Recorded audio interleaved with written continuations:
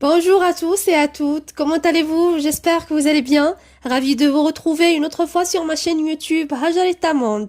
Bienvenue dans ce cours de français destiné aux élèves de la deuxième année collégiale ayant le manuel Le français au collège.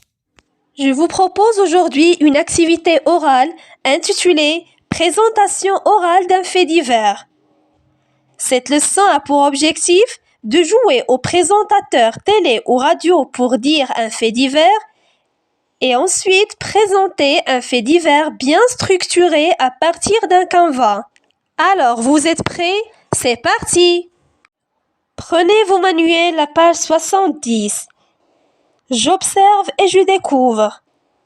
Observez attentivement le support suivant. Alors, que représente l'illustration? Oui, l'illustration représente un accident entre un camion et un tramway.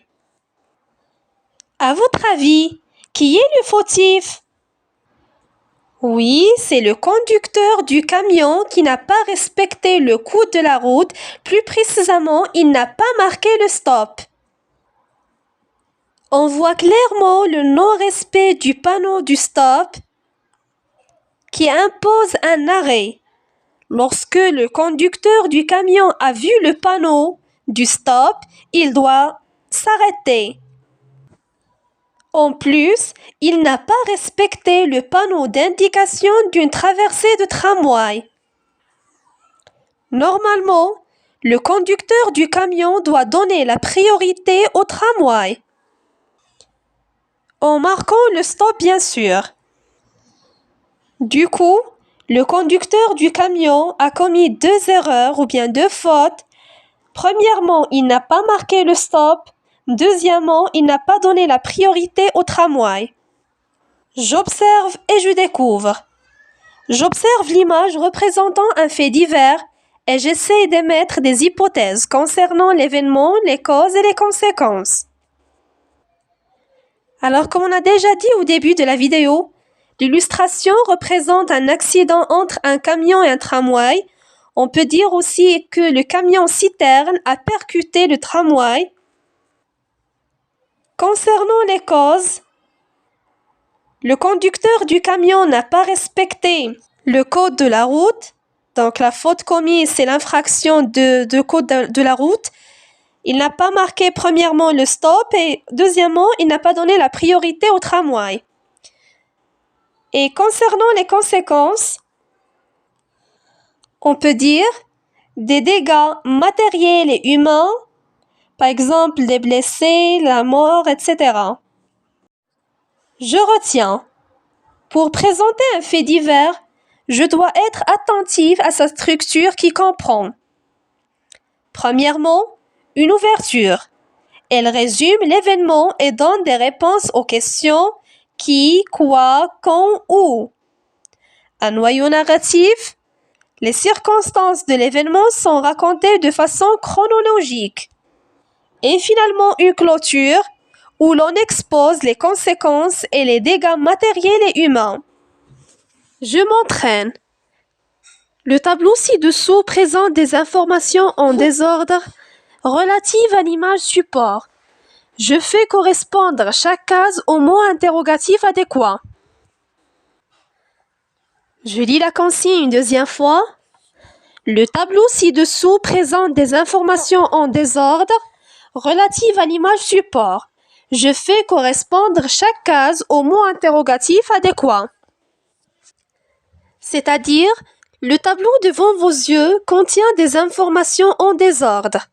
Vous êtes censé associer par une flèche chaque mot interrogatif à sa case convenable pour avoir un fait divers en ordre cohérent et bien structuré. Conséquences. Alors, quand, qui, où.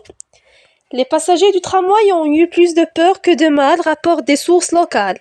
Un camion citerne a percuté de plein fouet un tramway à Casablanca. Au croisement des boulevards Omar Bey et Sidi Abdelrahman, le choc a fait dévier le tramway de sa trajectoire. Le conducteur du camion blessé est transporté d'urgence à l'hôpital Ibn Rushd, mardi vers 16h30. Alors mes chers élèves, veuillez mettre la vidéo en pause pour répondre à cette question.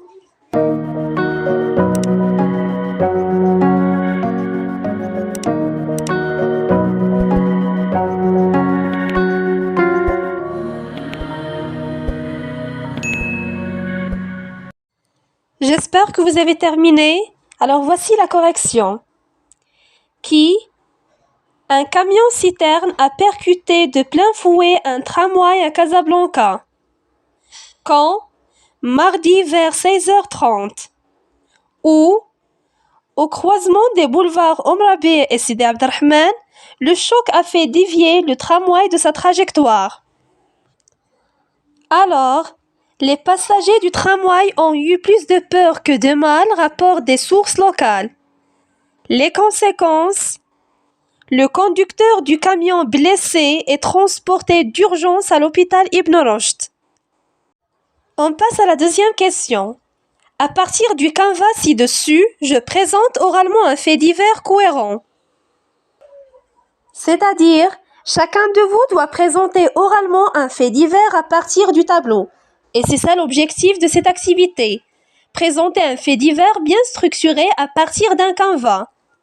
Mesdames, Messieurs, bonjour et bienvenue dans cette nouvelle édition de 20h30. En pleine ville de Casablanca et plus précisément au croisement des boulevards Omrabi et Sidi Abdelrahman, un camion-citerne a percuté un tramway aujourd'hui vers 16h30. Le choc a fait dévier le tramway de sa trajectoire. L'accident n'a pas causé des morts, pourtant il a provoqué la peur des passagers du tramway.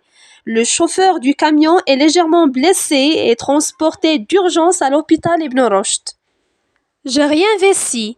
Je présente le fait divers vu dans l'activité de lecture à la manière d'un speaker ou d'une speakerine de télévision ou de radio. Je respecte une bonne diction, je me tiens bien droit et je reste dans le champ de vision de la caméra fictive ou réelle.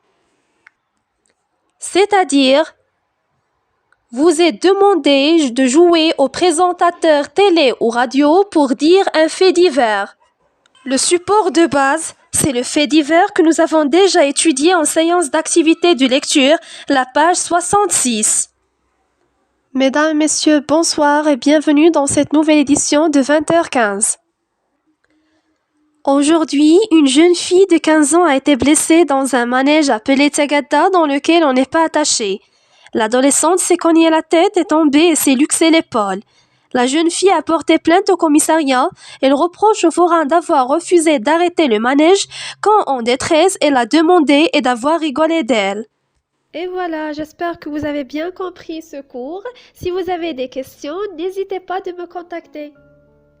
Merci de votre attention. À bientôt.